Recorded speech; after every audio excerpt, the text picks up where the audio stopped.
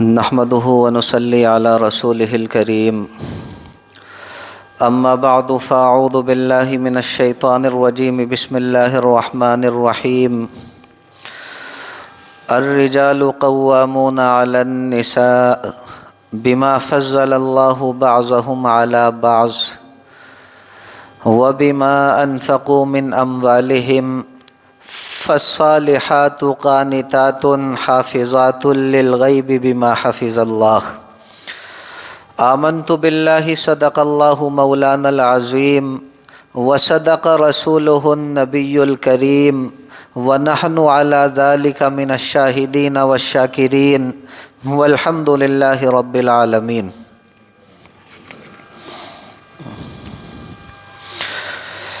میرے محترم بزرگوں، بھائیوں اور دوستوں، پچھلے ہفتے میں نے سرکار دو عالم صلی اللہ علیہ وسلم کی سیرت طیبہ کو بنیاد بنا کر شوہر کے حقوق سے متعلق کچھ باتیں آپ کی خدمت میں رکھی تھی۔ آج بھی دیکھیں اسی عنوان کو بنیاد بنا کر میں اپنے اکابر سے سیکھی گئی مزید باتیں آپ کی خدمت میں رکھوں گا۔ بس آپ اللہ رب العزت سے دعا فرما دیں کہ صحیح صحیح باتیں میری زبان سے کہلوا دے اور ہم سبھی کے لیے ان باتوں کو کارآمد اور نفع بخش بنا دے۔ دیکھیں، پچھلے ہفتے میں نے آپ کے سامنے یہ بات رکھی تھی کہ اللہ رب العزت نے مرد کو جو ہے وہ عورتوں کے اوپر قوام بنایا ہے، ایک طرح سے نگہبان بنایا ہے، یعنی مجموعی اعتبار سے زندگی گزارنے کی جو پالیسی ہے وہ مرد طے کرے گا کہ کس طرح زندگی گزارنی ہے۔ لیکن شوہر بیوی دونوں کے درمیان اللہ رب العزت نے جو تعلق رکھا وہ میرے پیارے بھائیوں تعلق دوستی کا رکھا، الفت، عقیدت اور محبت کا رکھا۔ اور یہ آپ بھی جانتے ہیں کہ جہاں تعلق دوستی کا ہو، محبت کا ہو، وہاں آپس میں کچھ نہ کچھ باتیں ناز کی اور نخرے کی ہو جایا کرتی ہیں۔ اس لیے دونوں کو چاہیے کہ آپس میں ایک دوسرے کی ناز والی باتوں کو برداشت کیا کریں۔ اس کی کچھ مثالیں پچھلے ہفتے میں نے آپ کے سامنے رکھی تھی، کچھ مثالیں آج میں آپ کے سامنے رکھتا ہوں۔ اللہ رب العزت عبرت اور نصیحت حاصل کرنے کی توفیق مرحمت فرما دے۔ دیکھیں، آپ جتنے یہاں بیٹھے ہیں تقریباً سبھی جانتے ہیں کہ ام المؤمنین سیدہ عائشہ صدیقہ رضی اللہ تعالی عنہا کے اوپر جب سنگین تہمت لگائی گئی تو سیدہ عائشہ صدیقہ رضی اللہ تعالی عنہا پر اس تہمت کی وجہ سے میرے پیارے بھائیوں قیامت گزر گئی۔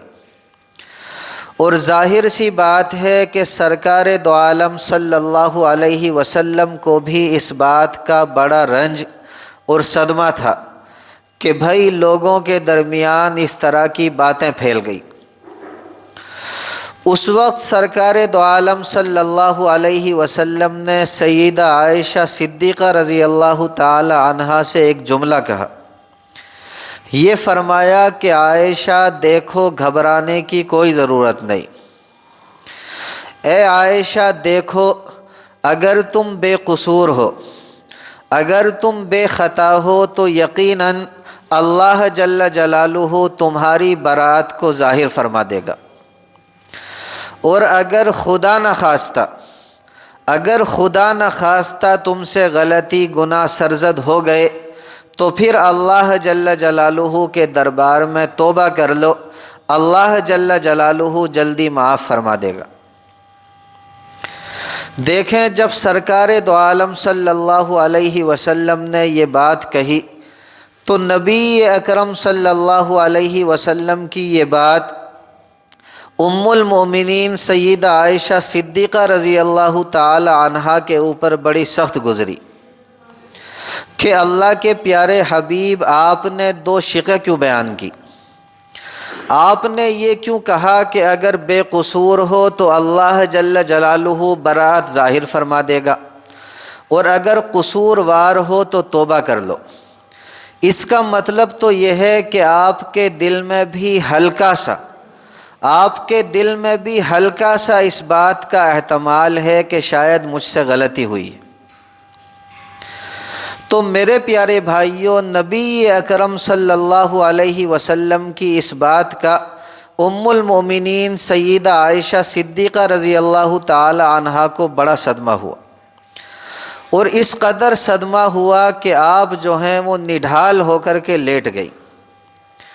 اسی حالت میں اللہ جل جلالہ کی طرف سے برات کی آیات نازل ہوئیں۔ اس وقت سیدنا ابو بکر صدیق رضی اللہ تعالی عنہ بھی گھر میں تشریف فرما تھے۔ جب برات کی آیات نازل ہوئی تو نبی اکرم صلی اللہ علیہ وسلم بڑے خوش ہوئے۔ اسی طرح ابو بکر صدیق رضی اللہ تعالی عنہ بھی بڑے خوش ہوئے کہ بھائی اب سارے کا سارا بہتان ختم ہو جائے گا۔ دیکھیں سیدنا ابو بکر صدیق رضی اللہ تعالی عنہ اس وقت سیدہ عائشہ صدیقہ رضی اللہ تعالی عنہا کے پاس تشریف لے گئے۔ سیدہ عائشہ صدیقہ رضی اللہ تعالی عنہا بستر پر لیٹی ہوئی تھی۔ آپ نے فرمایا کہ عائشہ خوشخبری ہو، اللہ جل جلالہ نے تمہاری برات میں آیات نازل فرما دی، اٹھ جاؤ، کھڑی ہو جاؤ اور بارگاہ نبوی صلی اللہ علیہ وسلم میں سلام عرض کرو۔ اب دیکھیں سیدہ عائشہ صدیقہ رضی اللہ تعالی عنہا بستر پر لیٹی ہوئی ہیں، آپ نے اسی حال میں برات کی آیات سنی، اور اسی طرح بستر پر لیٹے لیٹے ابو بکر صدیق رضی اللہ تعالی عنہ سے فرمایا کہ یہ تو اللہ رب العزت کا فضل و کرم ہے، یہ تو میرے رب کا فضل و کرم ہے کہ اس نے میری برات نازل فرما دی، اس نے میری برات ظاہر فرما دی، ورنہ تم لوگوں نے تو اپنے دل میں اس بات کا احتمال پیدا کر لیا تھا کہ شاید مجھ سے غلطی ہوئی ہے، اس لیے میں اپنے رب کے سوا کسی اور کا شکریہ ادا نہیں کرتی، میں فقط اللہ جل جلالہ کا شکریہ ادا کروں گی۔ اب آپ میرے پیارے بھائیوں دیکھیں، بظاہر سیدہ عائشہ صدیقہ رضی اللہ تعالی عنہا نے نبی اکرم صلی اللہ علیہ وسلم کے سامنے کھڑے ہونے سے منع فرما دیا، لیکن نبی اکرم صلی اللہ علیہ وسلم نے اس کو اپنی قوامیت کے خلاف نہیں سمجھا، اور نہ ہی نبی اکرم صلی اللہ علیہ وسلم کو اس بات کا بالکل برا لگا، کیونکہ یہ ایک ناز کی بات تھی، نخرے کی بات تھی جو سیدہ عائشہ صدیقہ رضی اللہ تعالی عنہا کی طرف سے سرزد ہوئی۔ اسی لیے دیکھیں میں نے کہا کہ شوہر بیوی کے درمیان جو تعلق ہوتا ہے وہ دوستی کا ہوتا ہے، شوہر بیوی کے درمیان جو تعلق ہوتا ہے وہ محبت کا ہوتا ہے، شوہر بیوی کے درمیان جو تعلق ہوتا ہے وہ الفت کا ہوتا ہے، اور دیکھیں جہاں محبتیں ہوتی ہیں وہاں کچھ نہ کچھ ناز کی باتیں ہوا کرتی ہیں، اس لیے دونوں کو چاہیے کہ آپس میں ایک دوسرے کی ناز کی باتوں کو برداشت کیا کریں۔ اللہ جل جلالہ عمل کی توفیق مرحمت فرما دے۔ دیکھیں ایک دوسری بات میں آپ کے سامنے رکھتا ہوں، اسی طرح دیکھیں ایک مرتبہ سرکار دو عالم صلی اللہ علیہ وسلم ام المؤمنین حضرت سودہ رضی اللہ تعالی عنہا کے گھر میں تشریف فرما تھے، اور ام المؤمنین حضرت سودہ رضی اللہ تعالی عنہا کی ہی باری کا دن بھی تھا۔ اس وقت سیدہ عائشہ صدیقہ رضی اللہ تعالی عنہا نے نبی اکرم صلی اللہ علیہ وسلم کے لیے حلوہ پکایا، اور حلوہ پکا کر کے سودہ رضی اللہ تعالی عنہا کے گھر پر لائی، اور لا کر کے نبی اکرم صلی اللہ علیہ وسلم کے سامنے رکھ دیا کہ آپ کھائیں۔ اس وقت ام المؤمنین حضرت سودہ رضی اللہ تعالی عنہا سامنے بیٹھی ہوئی تھی، ان سے بھی کہا کہ آپ بھی کھائیں۔ دیکھیں سیدہ عائشہ صدیقہ رضی اللہ تعالی عنہا کی یہ بات حضرت سودا رضی اللہ تعالی عنہا کے اوپر بڑی بھاری گزری کہ بھائی جب میری باری کا دن ہے اور نبی اکرم صلی اللہ علیہ وسلم میرے گھر میں تشریف فرما ہے تو یہ میرے گھر میں حلوہ پکا کر کے کیوں لائی؟ حضرت سودا رضی اللہ تعالی عنہا نے کھانے سے منع فرما دیا کہ بھائی میں تو نہیں کھاتی۔ اس وقت سیدہ عائشہ صدیقہ رضی اللہ تعالی عنہا نے فرمایا کہ کھا لیجیے، اگر نہیں کھائیں گی تو میں یہ حلوہ اٹھا کر کے آپ کے چہرے پر مل دوں گی۔ حضرت سودا رضی اللہ تعالی عنہا نے فرمایا کہ کچھ بھی ہو میں تو نہیں کھاتی۔ سیدہ عائشہ صدیقہ رضی اللہ تعالی عنہا نے تھوڑا سا حلوہ اٹھایا اور اٹھا کر کے حضرت سودا رضی اللہ تعالی عنہا کے چہرے پر مل دیا۔ اس وقت دیکھیں حضرت سودا رضی اللہ تعالی عنہا نے بارگاہ نبوی صلی اللہ علیہ وسلم میں شکایت کی، یہ عرض کیا کہ نبی اکرم صلی اللہ علیہ وسلم آپ دیکھیں انہوں نے میرے چہرے پر حلوہ مل دیا۔ اس پر نبی اکرم صلی اللہ علیہ وسلم نے ارشاد فرمایا کہ قرآن مقدس کے اندر اللہ جل جلالہ کا فرمان ہے کہ وَجَزَاءُ سَيِّئَةٍ سَيِّئَةٌ مِثْلُهَا، کہ اگر کوئی بندہ، اگر کوئی شخص تمہارے ساتھ بدسلوکی کرے تو تم بھی بدلے میں اس کے ساتھ برا سلوک کر سکتے ہو۔ مطلب یہ تھا کہ اگر عائشہ نے تمہارے چہرے پر حلوہ مل دیا تو بدلے میں تم بھی ان کے چہرے کے اوپر حلوہ مل سکتی ہو۔ چنانچہ دیکھیں حضرت سودا رضی اللہ تعالی عنہا نے بھی حلوہ اٹھایا اور اٹھا کر کے سیدہ عائشہ صدیقہ رضی اللہ تعالی عنہا کے چہرے پر مل دیا۔ میں بتانا یہ چاہ رہا ہوں کہ دونوں کے چہرے پر حلوہ ملا ہوا ہے اور یہ سب کس کے سامنے ہو رہا ہے؟ کائنات کی سب سے عظیم شخصیت نبی اکرم صلی اللہ علیہ وسلم کے سامنے۔ اور میرے پیارے بھائیوں، نبی اکرم صلی اللہ علیہ وسلم اس پر بالکل بھی ناراض نہیں ہوئے۔ اس وقت دروازے پر دستک ہوئی، پوچھا کہ کون؟ پتہ چلا کہ عمر فاروق رضی اللہ تعالی عنہ تشریف لائے ہیں۔ اس وقت غالباً پردے کے احکام نازل نہیں ہوئے تھے۔ آپ صلی اللہ علیہ وسلم نے دونوں سے فرمایا کہ بھائی جاؤ اور جا کر کے اپنا چہرہ دھو لو، کیونکہ عمر فاروق رضی اللہ تعالی عنہ تشریف لائے ہیں۔ دیکھیں میں عرض یہ کرنا چاہ رہا ہوں کہ وہ ذات جس کا ہر آن، جس کا ہر پل، جس کا ہر گھڑی اللہ جل جلالہ کے ساتھ ایک رابطہ قائم ہے، جس کی ہر وقت اللہ جل جلالہ کے ساتھ گفتگو ہو رہی ہے، اور جس کے اوپر میرے پیارے بھائیوں آسمانوں سے وحی آ رہی ہے، اور جس کو اللہ جل جلالہ کی دربار میں،